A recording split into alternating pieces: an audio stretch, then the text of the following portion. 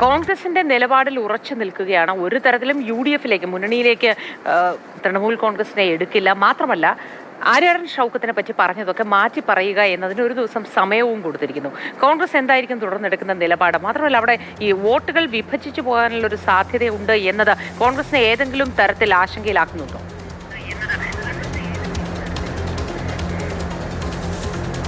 മോദി, നിലമ്പൂരിന്റെ തിരഞ്ഞെടുപ്പ് ചൂട് ഓരോ ദിവസം കഴിയുന്തോറും വർദ്ധിച്ച് വരികയാണ്. അതിൽ അൻവറിന്റെ സാന്നിധ്യമാണ് ഇപ്പോൾ ഏറ്റവും കൂടുതൽ ചർച്ച ചെയ്യപ്പെടുന്നത്. അൻവർ ഒരു സ്ഥാനാർത്ഥിയായി മാറുമോ എന്നുള്ളതാണ് കണ്ടറിയേണ്ടത്. കഴിഞ്ഞ ദിവസങ്ങളിലൊക്കെ തൃണമൂൽ കോൺഗ്രസിന് സ്ഥാനാർത്ഥി ഉണ്ടാകുമെന്ന് പറയുമ്പോഴും വാസുവിനെ പോലെ ആരെങ്കിലും, സുഗുവിനെ പോലെ ആരെങ്കിലും ഒരാൾ സ്ഥാനാർത്ഥിയാകുമെന്നാണ് വിചാരിച്ചിരുന്നതെങ്കിൽ ഇപ്പോൾ അൻവർ തന്നെ നേരിട്ട് കളത്തിലേക്ക് ഇറങ്ങുന്നു എന്നുള്ളതാണ് മനസ്സിലാക്കുന്നത്. ഇന്നലെ വൈകുന്നേരത്തെ യോഗത്തിൽ തീരുമാനമായിരിക്കുന്നു. ഇനി ഒരു അന്തിമ തീരുമാനം മാത്രമാണ് ആവശ്യമുള്ളത്. പക്ഷേ അപ്പോഴും അൻവർ UDF-ൽ ഒരു പ്രതീക്ഷ വെച്ച് പുലർത്തുന്നുണ്ട്. അവസാന ഘട്ടത്തിലെങ്കിലും ഇതൊരു അവസാന അടവ് എന്നുള്ള നിലയ്ക്കാണ് അൻവർ സ്ഥാനാർത്ഥി പ്രഖ്യാപനം എന്നുള്ള നിലയിലുള്ള വാർത്തകൾ പുറത്തേക്ക് വിടുന്നത്. അപ്പോൾ ആ ഘട്ടത്തിലെങ്കിലും UDF-ന്റെ നേതാക്കൾ ഇടപെട്ടുകൊണ്ട് അൻവറിനെ അനുനയിപ്പിക്കാൻ ഒരു നീക്കം നടത്തി.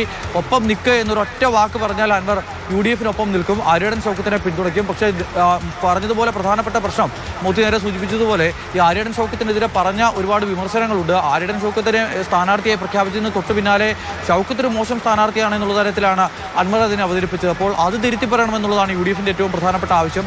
ആ ആവശ്യം അൻവർ അംഗീകരിക്കുമോ എന്നുള്ളതാണ് കണ്ടറിയേണ്ടത്. ഇന്നത്തെ പ്രവർത്തക സമിതി യോഗത്തിൽ ഇന്നലെ ഉണ്ടായതിനപ്പുറത്തേക്ക് എന്തെങ്കിലും തീരുമാനം ഉണ്ടാകുമോ എന്നുള്ളതാണ് നമ്മൾ കാത്തിരിക്കുന്നത്. ഈ തൃണമൂൽ കോൺഗ്രസിന്റെ പ്രവർത്തക സമിതി യോഗം എന്നൊക്കെ പറയുമ്പോൾ അത് PV അൻവർ മാത്രമാണ്. അൻവറിനൊപ്പം അൻവർ പറഞ്ഞാൽ കേൾക്കുന്ന കുറച്ച് ആളുകൾ എന്നതിനപ്പുറത്തേക്ക് അതൊരു വലിയ ജനാധിപത്യ സ്വഭാവമുള്ള സംവിധാനമൊന്നുമല്ല. അതിനങ്ങനെ വലുതാക്കി കാണുകയും വേണ്ട. അതൊരു ചെറിയൊരു സംവിധാനം മാത്രമാണ്. അൻവറാണ് തീരുമാനമെടുക്കുക. അൻവറിനെ മത്സരിക്കണമെന്ന് അൻവർ തീരുമാനിച്ചാൽ അൻവർ നിലമ്പൂരിൽ തൃണമൂൽ കോൺഗ്രസിന് സ്ഥാനാർത്ഥിയായി മത്സരിക്കും. അങ്ങനെ മത്സരിച്ചിട്ടുണ്ടെങ്കിൽ കളം ചൂടുപിടിക്കുമെന്ന കാര്യത്തിൽ യാതൊരുവിധ സംശയവും വേണ്ട. അൻവർ ഇറങ്ങുന്നു, ഷൗക്കത്തുണ്ട്. ഇനിയിപ്പോൾ CPM-ന്റെ സ്ഥാനാർത്ഥി ആര് എന്നുകൂടിയാണ് അറിയാനുള്ളത്. സ്റ്റെഫിന വിവരങ്ങൾ നൽകും എന്നാണ് പ്രതീക്ഷിക്കുന്നത്. നമ്മളൊക്കെ നിലമ്പൂർ ഇങ്ങനെ ആകാംക്ഷയോടെ കാത്തിരിക്കുകയാണ് തിരുവനന്തപുരത്തെ സെക്രട്ടേറിയറ്റിൽ നിന്നുമുള്ള ആ വിവരം വരാൻ. M സ്വരാജിനെ പോലെ ഒരു കരുത്തനായ സ്ഥാനാർത്ഥി കൂടി എത്തിയിട്ടുണ്ടെങ്കിൽ നല്ല രസമായിരിക്കും. പുതുപ്പള്ളി പോലെയോ അല്ലെങ്കിൽ തൃക്കാക്കര പോലെയോ ആയിരിക്കില്ല എന്ന് ഉറപ്പാണ്. തീർച്ചയായിട്ടും